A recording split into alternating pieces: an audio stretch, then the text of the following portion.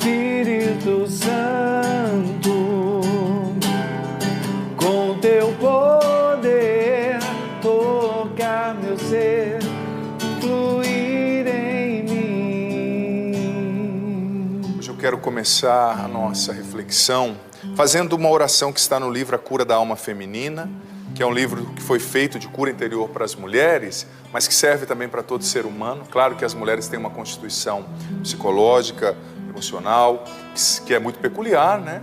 Mas isso aqui serve para todos nós, porque hoje o padre vai falar um pouquinho sobre a importância da gente estar mergulhado em Deus para adquirir imunidade emocional, se enxergando a partir de Deus. Então eu quero começar, é uma oração um pouco maior, então o padre vai fazer sobre você, por você, e você acompanha. Obrigado, Senhor, porque tua poderosa mão me sustenta e me possibilita construir a minha história contigo, sem me deter nas pedras do caminho. Peço que o Senhor cure em mim as feridas que os combates da vida deixaram em minha história, e dai-me a graça de enxergar a mim mesmo e todas as situações a partir de ti, mergulhado em ti, com a esperança que vem de ti. Cura-me, Senhor, de toda ferida que impede o meu caminhar. Cura o cansaço da minha alma, a desmotivação. Faz-me enxergar todas as coisas a partir do céu. Ensina-me a perdoar e a virar a página quando necessário. Que os meus olhos estejam sempre fixados em teu amor e que a fonte da minha força tenha origem no infinito afeto do teu coração sagrado. Que eu não fique buscando culpados e desculpas para os meus erros e sofrimentos. Senhor, faz-me forte e perseverante e dai-me um coração que não estacione nas angústias e nas perdas do passado. Sei que eu posso ir mais longe e que posso me tornar, aqui eu vou dizer o homem, né, porque sou eu que estou lendo, mas no caso o livro é para as mulheres, o homem que o Senhor sonhou. Dai-me a tua força e ressuscita em mim a alegria e a fortaleza que são dons do teu Espírito. Eu aceito o teu projeto de felicidade para mim e quero em tudo fazer a tua vontade. És o meu único Senhor e a única força única fonte da minha força. Amém. Em nome do Pai, do Filho e do Espírito Santo. Amém. Tendo começado fazendo essa oração do capítulo 7, que fala justamente do livro da Cura da Alma Feminina, sobre a cura da autoimagem, da autoestima, sobre a importância do se enxergar a partir de Deus. Quero convidar você, filho, filha, a nessa manhã de bênção. Olha, eu acordei hiper animado hoje, com essa certeza no coração, que esse é um dia de bênção para mim e para você, que essa é uma manhã de bênção. Então olha, olhe para Deus, enxergue Deus em cada circunstância, e nada de deixar o desânimo, a tristeza, a melancolia excessiva dominar o teu coração. Você tem pai, tá? E o teu pai é poderoso, é um pai poderoso que te ama demais. Então coragem, combata com a esperança, combata com a oração, porque Deus está contigo. Salmo 1, versículos do 1 a 3. Esse salmo vai me ajudar a introduzir essa reflexão e depois, como o padre prometeu ontem, nós vamos introduzir hoje de maneira mais intensa o assunto dos temperamentos. Cada um de nós tem um temperamento, que é uma tendência inata, que a gente recebe geneticamente, mas realidade é essa que não nos define. A gente pode educar o nosso temperamento através das 3 realidades que o padre falou ontem: oração, mortificação e prática da virtude. Leiamos juntos então. Feliz quem não segue o conselho dos maus, não anda pelo caminho dos pecadores, nem toma parte na reunião dos zombadores, mas na lei do Senhor encontra a sua alegria, e nela medita dia e noite. Ele será como uma árvore plantada à beira de um riacho, que dá fruto no devido tempo, suas folhas nunca murcham, e em tudo o que faz sempre terá êxito. Vou ler só mais o 4 aqui para completar. Os maus, porém, não são assim. São como palha carregada pelo vento.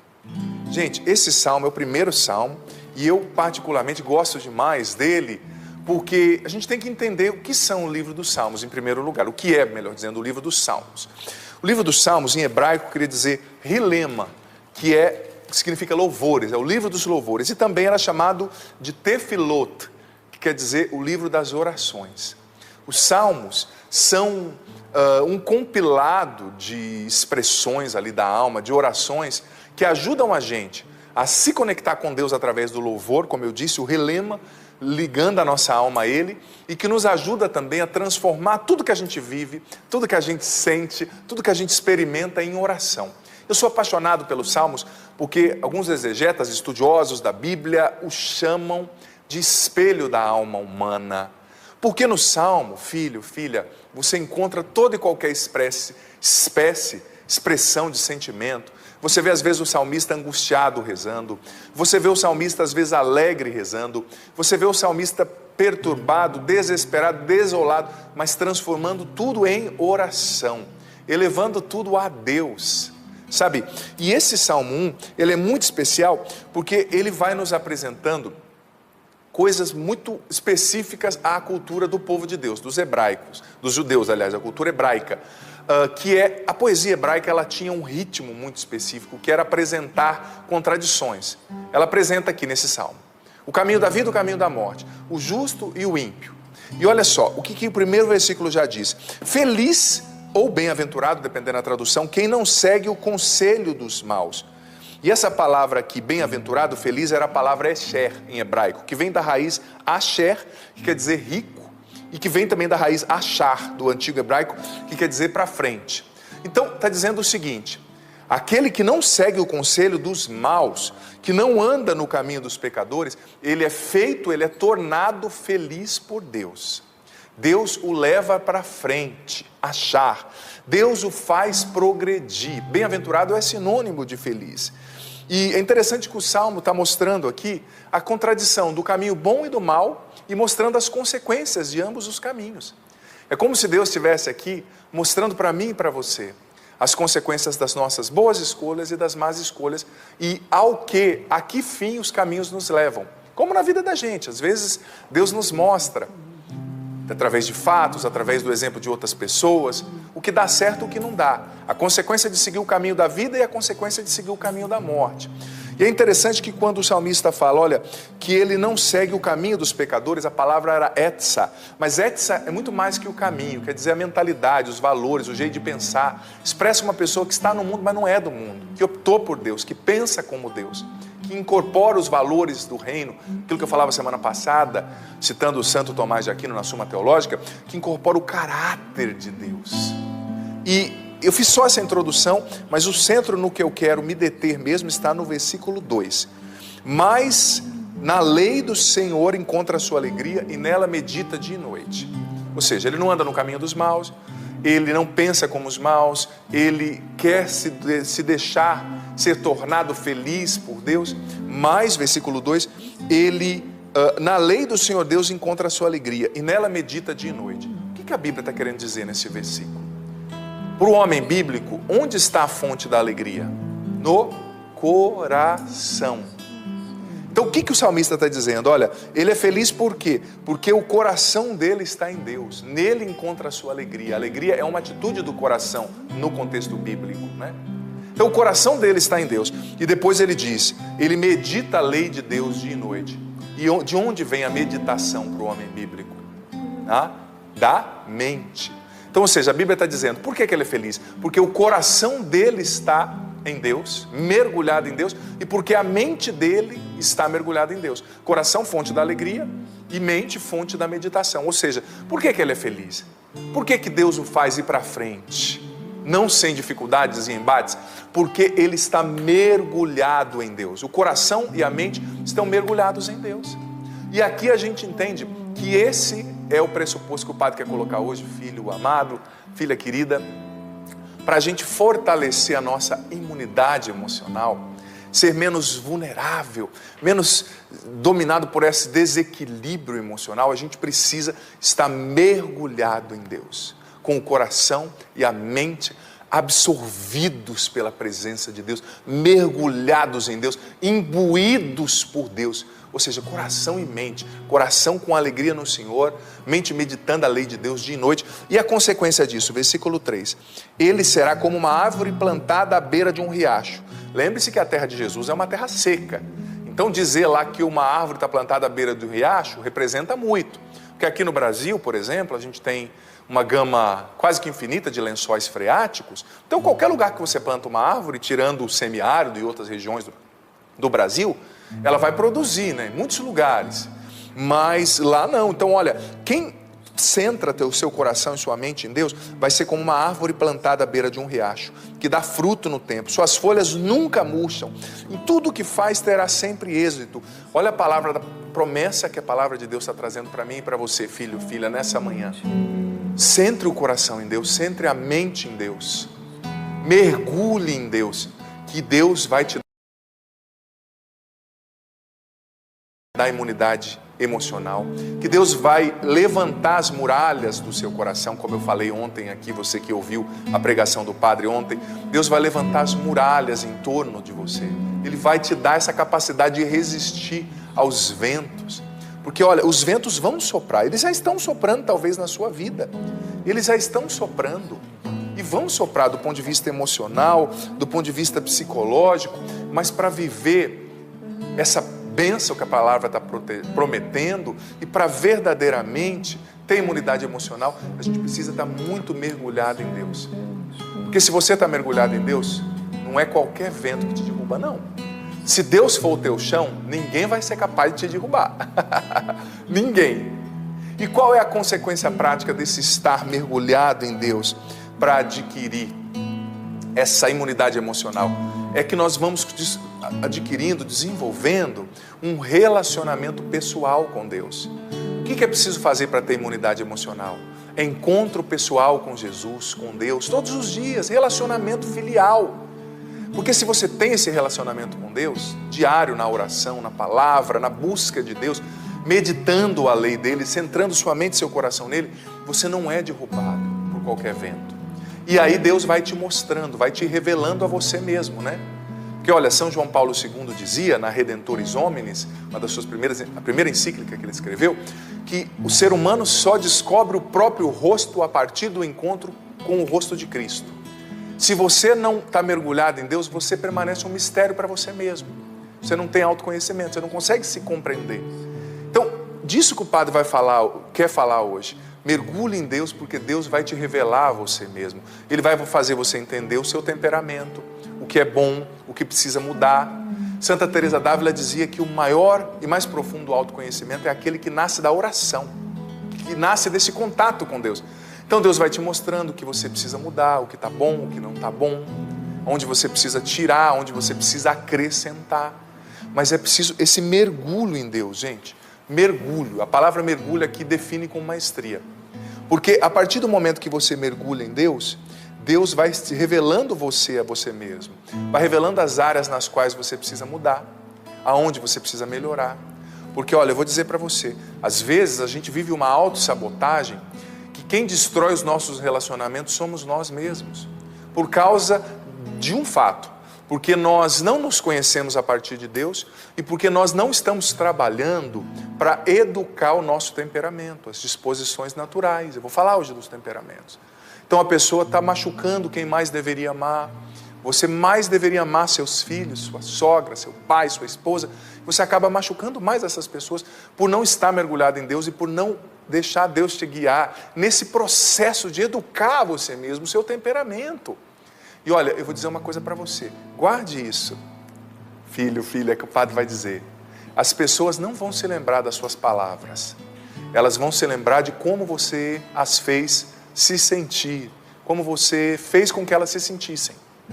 Por exemplo, você não vai lembrar do que aquela pessoa brava gritando falou para você, mas você vai lembrar, talvez do seu pai na sua infância, um avô, um padrasto, uma mãe, mas você vai lembrar como você se sentiu naquela situação. Se você se sentiu triste, se você se sentiu não amado, não valorizado, não respeitado. As pessoas não lembram das palavras, elas lembram do que nós causamos nelas. Elas lembram de como elas se sentiram na situação. E se você não trabalha esse sentimento que ficou em você, você vai carregar isso com você, sob a espécie de um fardo, né? Então, entendendo que é Deus, é esse mergulho em Deus que me dá a imunidade emocional, que é a presença dele, o encontro pessoal e diário com ele, que vai me mostrando que eu devo mudar, porque quanto mais perto da luz você está, mais você é capaz de enxergar as áreas que estão sujas dentro de você. A pessoa que não tem uma experiência forte de conversão, muitas vezes ela se acha um santo. Padre, eu não tenho pecado, eu não matei, né? Mas você não matou, talvez com um revólver, mas você fez outras coisas ruins. Você foi invejoso, você foi orgulhoso, você não foi caridoso, paciente. Mas quanto mais longe da luz, menos a gente consegue perceber os pontos de sujeira dentro de nós, né? Então é preciso se aproximar da luz, deixar-se iluminar por Cristo, para perceber quem eu sou e o que eu preciso melhorar. A gente precisa melhorar, a gente pode melhorar. Não tem sentido viver se não houver progresso no amor, na santidade, nas habilidades humanas. Você é você mesmo. Você pode ser uma mãe melhor, um pai melhor. Você pode ser um empresário melhor, mais talentoso nos negócios, sim, mas mais humano também. Você pode ser um médico melhor. Você pode ser um padre melhor, uma pessoa mais fiel a si mesmo, menos incoerente, menos inconstante. Mas é preciso educar as disposições humanas através da oração, da mortificação e da prática da virtude. Porque são essas coisas que nos desanimalizam. A mortificação, como eu dizia ontem, que é viver alguns sacrifícios, alguns nãos que a gente dá a nós mesmos, para nos elevarmos, para deixarmos de ser bestializados. A virtude. Às vezes você tem uma tendência a ser irascível, a ser bravo, mas pela virtude da caridade você vai trabalhando, né, essa disposição temperamental. Então, falando agora dos temperamentos. Gente, falando desse assunto, eu tenho falado disso também no meu programa Para Ser Feliz, todas as terças à noite pela TV Canção Nova. Eu estou usando como base o livro do padre Roy Omarim, que é um padre dominicano, espanhol, que tem um livro chamado A Teologia da Perfeição Cristã, fantástico, aborda com muita profundidade, e ele estava explicando que sem o conhecimento do nosso temperamento, e sem o conhecimento da disposição que o nosso temperamento nos dá, por exemplo, o temperamento te dá uma energia que te leva ao seu defeito dominante. Santo Afonso Maria de Ligório falava do defeito dominante, né? Que é aquela disposição ao mal, que te torna uma pessoa difícil, que te afasta da santidade, do projeto de Deus, e que nesse livro, das páginas 784 a 790, o padre Roy Omarim vai falando sobre os temperamentos. E ele diz que, ao longo do tempo, várias pessoas foram dizendo sobre os temperamentos e trazendo muitas conceituações, mas que hoje se voltou à conceituação clássica, que vem lá de Hipócrates, no século 5 e 4 a.C., que ele fala dos 4 temperamentos, que é a observação mais completa que existe, apesar das voltas que se deu, que é o temperamento fleumático, sanguíneo, colérico e melancólico. Para explicar, hoje eu vou falar mais do temperamento fleumático de maneira mais aprofundada, mas eu vou explicar sobre esses 4 temperamentos. E é importante entender que temperamento é diferente de caráter. O temperamento é algo inato, que você recebe. Ambos são partes da personalidade da gente. Mas o temperamento você recebe, é uma disposição genética. E o caráter é um conjunto de crenças, de comportamentos, de valores que podem ir mudando à medida que você vai vivendo, aprendendo, tendo contato com a palavra de Deus, por exemplo, que precisa nos desacomodar, né? O autoconhecimento que vem de Deus precisa nos tirar da zona de conforto. Então, as 4 definições do temperamento, eles são definidos por 4 elementos. O sanguíneo pelo ar, o melancólico pela terra, o fleumático pela água e o colérico pelo fogo. Porque o sanguíneo, que é definido pelo ar, hoje eu só vou introduzir, né? São aquelas pessoas que têm como ar que vai se expandindo, meio sem organização. Onde você está, o ar vai indo, né? São aquelas pessoas que têm facilidade de comunicação, aquelas pessoas extrovertidas, aquelas pessoas que pensam muito, que são empáticas, elas conseguem perceber o que o outro quer ouvir, falar, mas ela tem fragilidade na organização, começa várias coisas e não termina, pensa demais. A maioria das pessoas que têm pensamento acelerado e ansiedade são sanguíneas, né? No dia que eu for quinta-feira, amanhã o padre não vem, né? Eu vou falar um pouquinho do sanguíneo e vou aprofundar um pouco nisso. Então ele é simbolizado pelo ar. O melancólico é simbolizado pela terra, que é aquele mais profundo, que absorve as coisas. Por exemplo, se você dá uma facada na terra, a terra vai marcar, vai ficar a marca da faca ali a hora que você tira. Dá uma facada no ar, né? O sanguíneo, o ar não vai absorver a facada, Porque o sanguíneo, ele é muito dado às sensações, mas aquela sensação não fica dentro dele com tanta profundidade como no melancólico. Então o melancólico, ele absorve as coisas, ele tende a ruminar mais, né?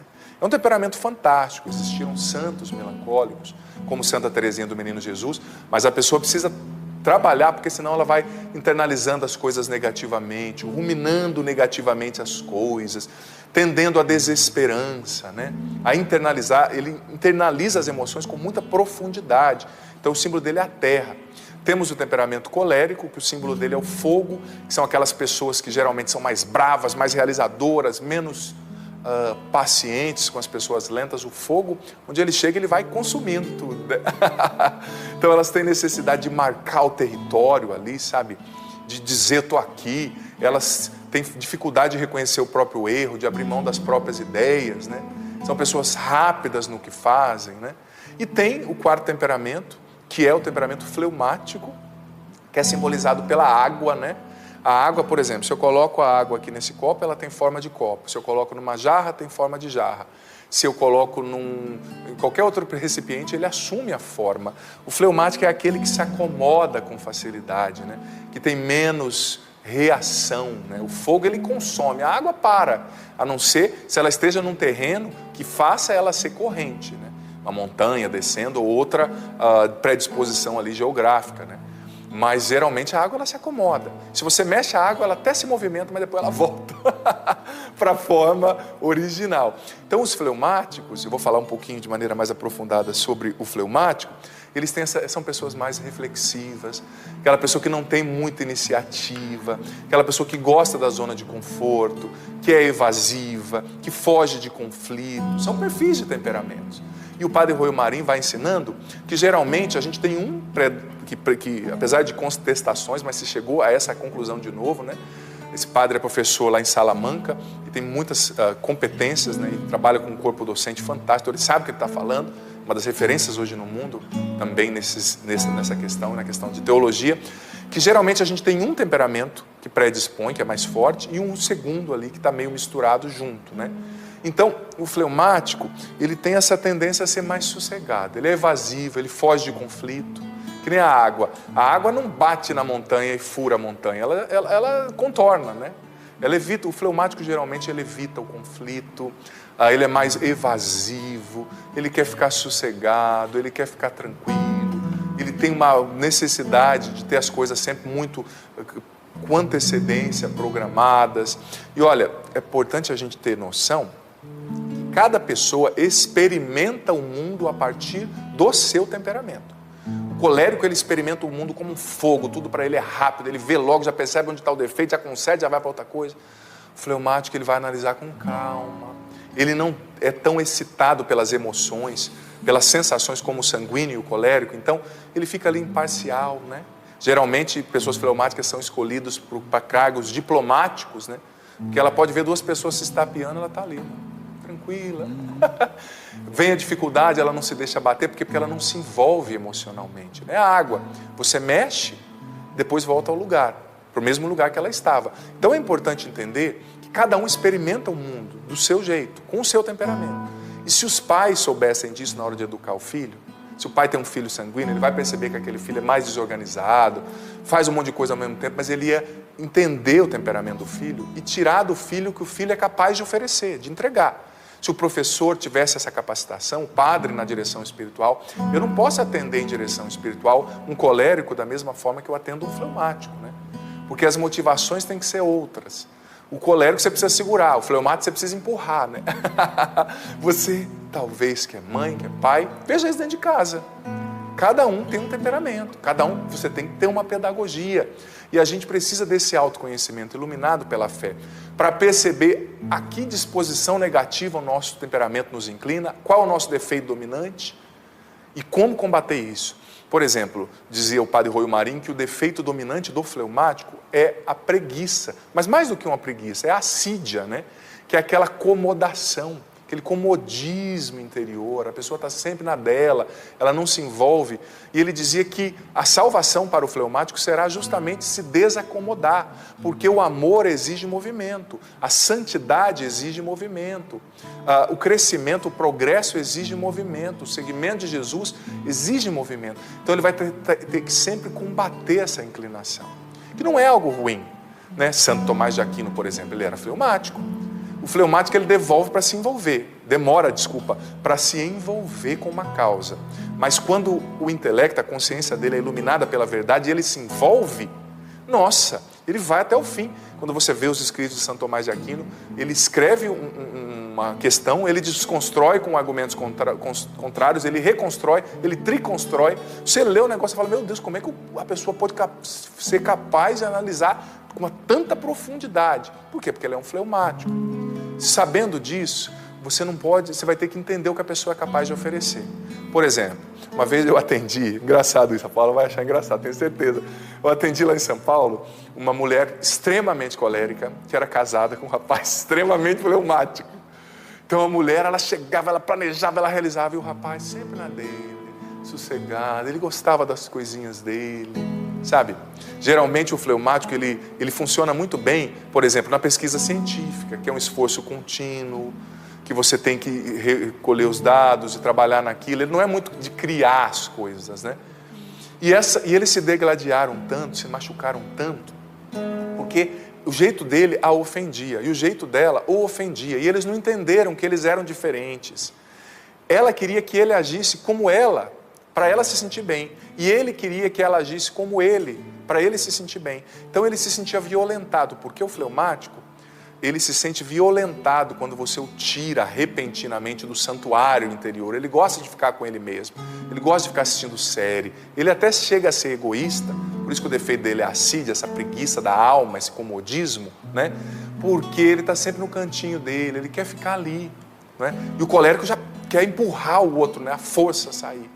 Então o que acontece? Eu fui ensinando ela, falei, filha, não espere do seu marido o que ele não pode te dar. Não espere que a montanha se lance totalmente no mar. A montanha pode até jogar umas pedrinhas na água, né? Mas não é da natureza dela se lançar totalmente no mar. É claro que a gente não pode usar nosso temperamento como uma muleta para ficar acomodado, eu sou assim, os outros que me aturem. Não. Aqui que eu estou falando, é preciso elevar pela oração, pela mortificação, dizendo não a si mesmo, né? Saindo da zona de conforto, pela prática da virtude, né? De se desacomodar. Mas eu fui ensinando, eu falei, filha, não espere que o teu marido lembre de data, ele não vai lembrar pelo temperamento, não espere que ele tenha iniciativa de te chamar para sair, de mudar as coisas dentro de casa. Isso vai machucar você e ele. Envolvam-o na dinâmica da casa, numa coisa continuada, no que ele precisa fazer ali. Fala, olha, todo dia você vai fazer isso, toda terça você vai fazer isso, toda quinta você vai fazer aquilo. Avise com antecedência que isso ele pode entregar. E eu fui dizendo para ele também, filho, entenda a sua esposa, entenda o que a agride, né? Para você trabalhar isso dentro de você. Claro, você não vai se tornar uma outra pessoa, né? Mas você precisa trabalhar o que dentro de você está destruindo a comunhão no seu lar, né? Porque era extremamente ofensivo a letargia dele para a esposa, era ofensivo. E o jeito dela de resolver, de brigar, tudo assim, era muito difícil para ele, né? Então, por isso que o casamento, eu acho fantástico, uma vocação linda, porque se você viver o sacramento do matrimônio como tem que ser vivido, é céu direto. Por quê? Porque é uma renúncia de si, é uma renúncia do próprio egoísmo, é uma renúncia àquilo que o padre dizia semana passada, que é uma das ações do inimigo em nós, a egolatria, né? Porque você tem que sair de si, você tem que entender que o marido é diferente, que o filho é diferente, que o aluno é diferente e que cada um, repito, enxerga o mundo a partir do seu temperamento, a partir do seu jeito de ser. A gente precisa entender o que a pessoa é capaz de dar, o que a pessoa é capaz de oferecer. Isso é amor, sabe? Não é comodismo, não é assim, padre, é assim mesmo, eu sou assim mesmo, vou ficar assim, não. O temperamento não te define, mas é uma predisposição inata, é uma predisposição. E a gente observa isso com facilidade. Eu me recordo das minhas duas sobrinhas, A primeira, eu tive a oportunidade de conviver mais, até ajudar a criá-la, porque ela é mais velha. Quando eu vim para Canção Nova, acho que ela tinha 9 anos. A outra nem tanto, nasceu o ano que o padre veio para a comunidade, né? Mas, gente, eu vi ali, claro que a gente chega de férias, eu fico um tempo, um mês em casa, no ano, eu não vou chegar aplicando todo o conhecimento de uma vez, né? Você vai observando para também não ser aquela coisa, o tio que vem já quer mudar tudo. Mas eu observava, Paula e meninas, Inácio, a diferença. Porque a minha sobrinha mais velha, ela é fleumática, ela puxou do pai dela, né? Com um pouco de melancólica ali, né?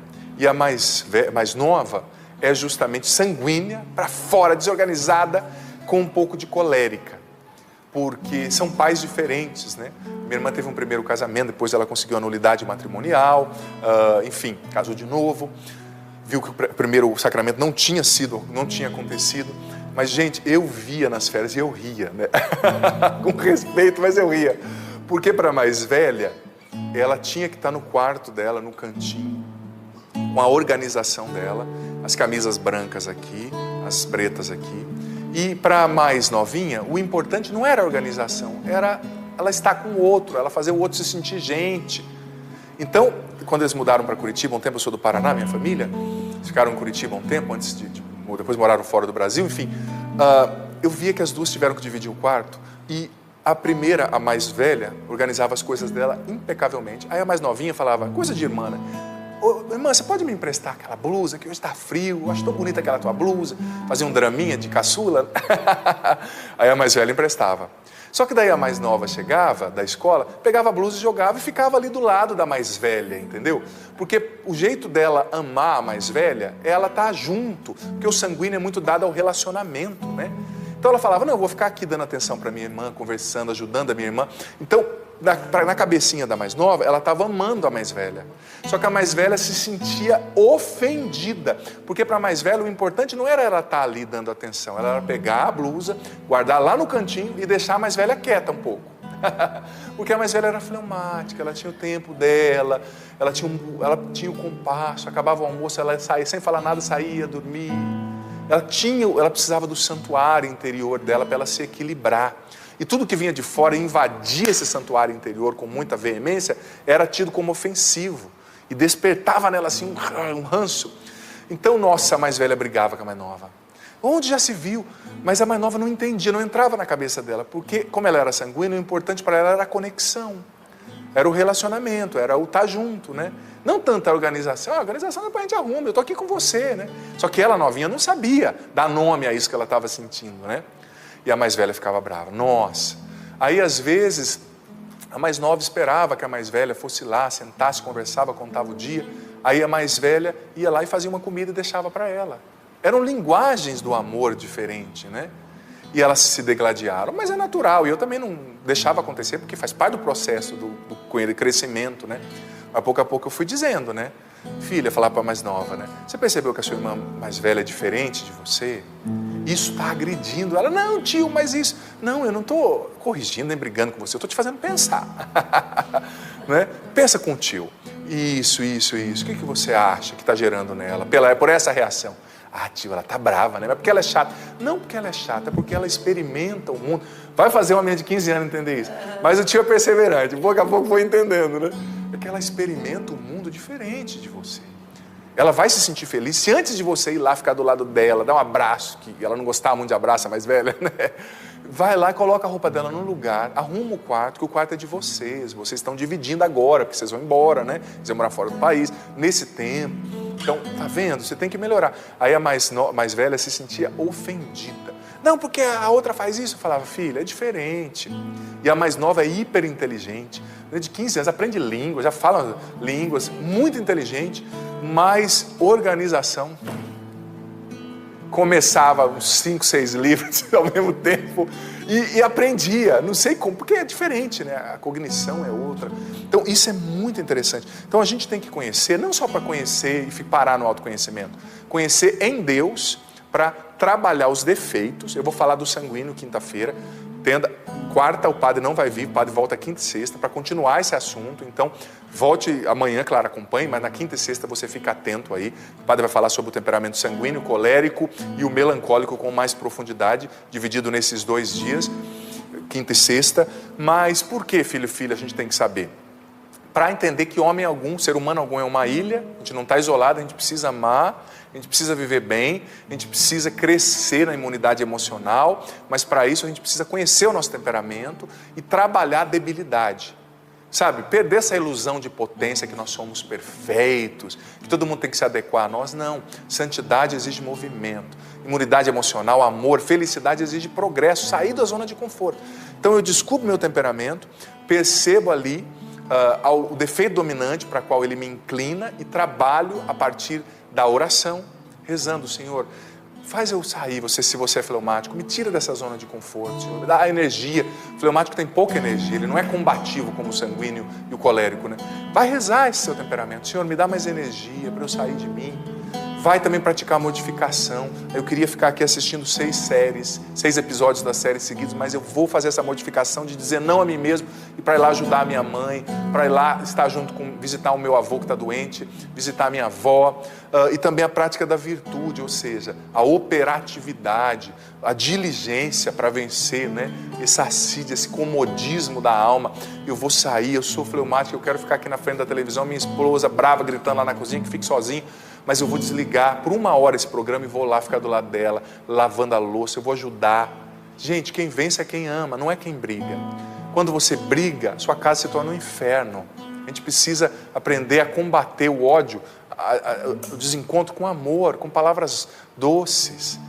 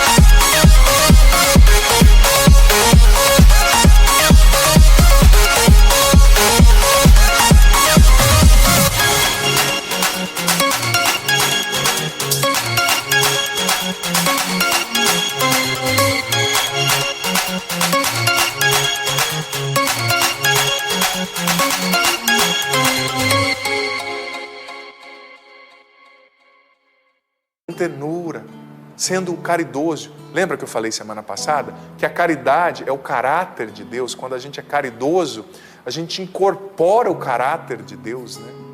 Então, às vezes, na casa está um incêndio, ao invés de jogar água, que é o contrário do fogo, você vai jogar gasolina. O que vai virar isso aí, meu irmão? A esposa está brava, o irmão está bravo, o funcionário está irritado, o patrão está bravo. Em vez de você jogar água, chega lá quieto, em silêncio.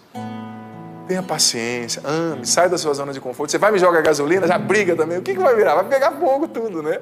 Então é preciso ter sabedoria, através da oração, mortificação, dizendo não a si mesmo, prática da virtude, da paciência, da caridade, aquilo que eu falei que Santo Tomás nos ensina ontem, eu trouxe, né? A mortificação dos sentidos, dos desejos. A gente vai se elevando para ficar mais parecido com Jesus, para termos mais imunidade emocional, amarmos mais, sermos mais felizes nos nossos relacionamentos e marcarmos menos negativamente as pessoas.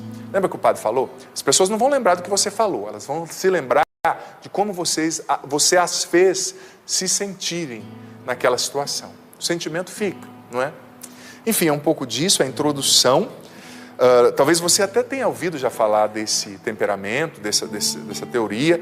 Eu estou falando sobre isso no programa Para Ser Feliz. Se você não ouviu, está aqui, você retoma depois esse conteúdo, reza com isso, pede para Deus te iluminar, né? Para você se conhecer e transformar o que precisa ser transformado. O que está bom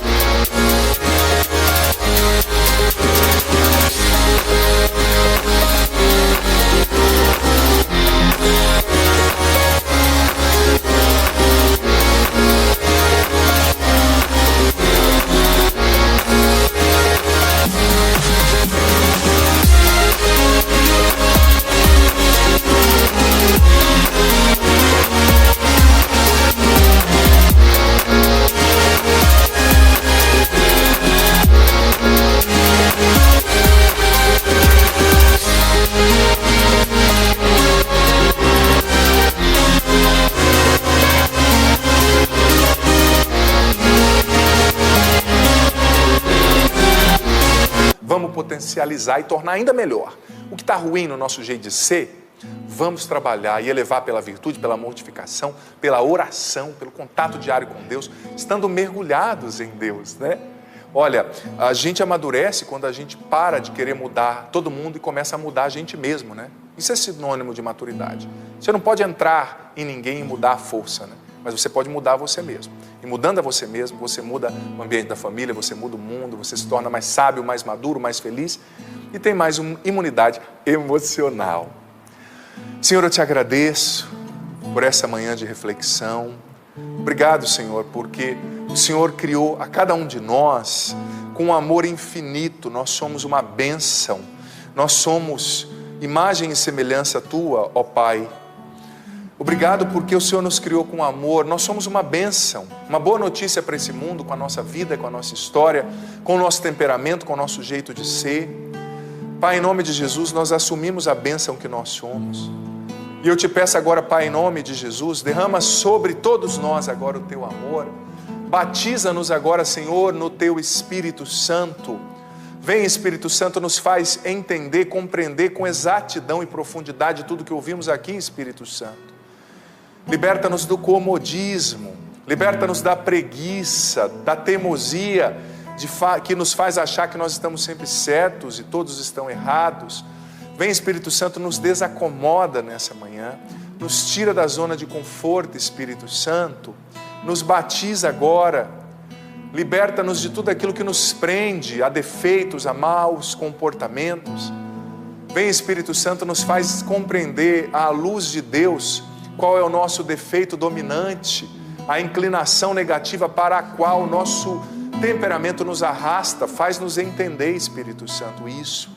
E dai-nos coragem e disposição para mudar, Espírito Santo, para amar mais, para nos tornarmos melhores, para sermos mais caridosos e pacientes. Nós queremos, Espírito Santo, ser mais parecidos com Jesus. Vem, Espírito Santo, nos batiza agora e nos dá um autoconhecimento profundo à luz de Deus. Nos faz entender, Espírito Santo, quem nós somos, nosso temperamento que nós herdamos geneticamente. Vem, Espírito Santo, transforma os nossos valores, nosso sistema de crenças, o nosso caráter. Vem, Espírito Santo, nos desacomoda nessa manhã. Mexe conosco, incomoda quem está nos acompanhando no bom sentido da palavra, Espírito Santo. E dá-nos a graça de ir através da oração, da mortificação, da prática da virtude, melhorarmos o que precisa ser melhorado no nosso comportamento, para que a gente tenha mais imunidade emocional, para que a gente seja mais feliz nos relacionamentos. Nós queremos, Espírito Santo, viver essa promessa do Salmo 1, queremos progredir. Vem, Espírito de Deus, e nos cura profundamente das feridas que nasceram nos nossos relacionamentos.